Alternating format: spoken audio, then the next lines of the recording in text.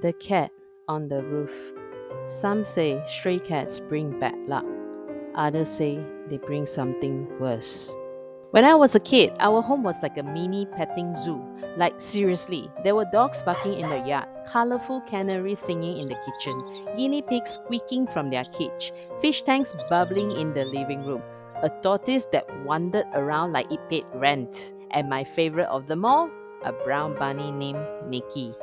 Nikki wasn't just a pet, she was my girl. Fluffy, quiet, always gently twitching her nose like she was trying to understand me. I'd spend afternoons brushing her fur, feeding her bits of carrot, or just watching her hop in clumsy little zigzags around the porch. Out of all the noise and chaos in the house, Nikki was my calm. She made things feel safe. I didn't like keeping her caged up all the time. She looked so sad in there. So, one afternoon, just before heading out to play with my friend Andy, I decided to let her roam the house a bit. I thought she deserved a little freedom. I'd be back before dark anyway. We were walking down the street talking about some silly monster movie we saw the week before. Andy was mid sentence when he suddenly stopped walking and pointed up. "Oh my god, is that a rat's head?" he said. "What?" I squinted, following his finger toward our roof. A black cat sat there, tail curling lazily, jaws clamped around something small and pink.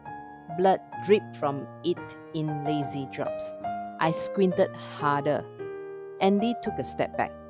"Oh shit, wait, is that Nikki's head?" Time slowed.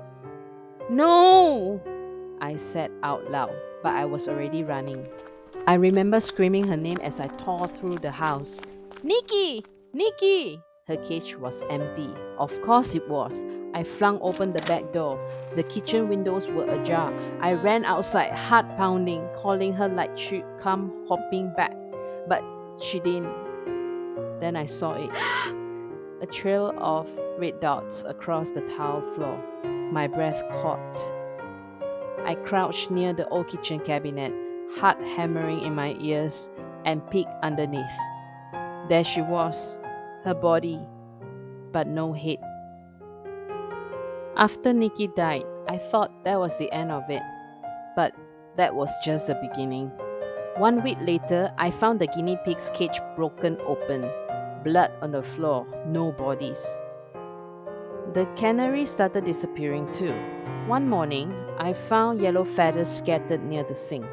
The cage door was wide open, even though I know I locked it the night before. Even the tortoise went missing. That was the day my mom finally said, "No more pets." But the weird thing was, the cat never stopped coming. Every room felt wrong. Every creak in the floorboards, every flutter of curtains from the breeze made my heart jump. I found myself tiptoeing through the house, peering around corners, eyes darting to dark spaces under furniture, half expecting to see a pair of glowing eyes staring back. I stopped sleeping properly. I started locking every window and door. Still, I'd hear them at night, soft thuds on the roof, claws scratching the tiles, a low purring outside my room. One time, I woke up and saw glowing eyes outside my window, staring right at me. I told my mom. She said I was imagining things. "Trauma," she said. "You miss your bunny." I guess that's when my dislike for cats truly began. Maybe dislike isn't even the right word. It's more like I never trusted them.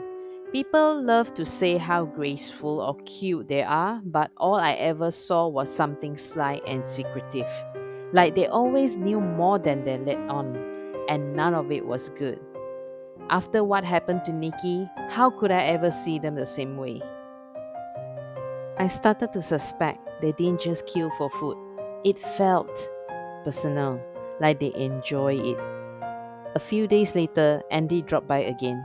I didn't even hear him at the gate as I was too busy creeping down the hallway, head low, trying to catch any sound, any hint of claws scraping tile. When I finally noticed him standing by the door, he was staring at me with a puzzled grin. "Why are you acting so weird?" he asked, giving me a playful nudge. What's gotten into you? I swallowed hard, then pointed toward the kitchen wall. My hand was shaking. Don't you see it? The cat is right there, watching us. Andy's grin faded.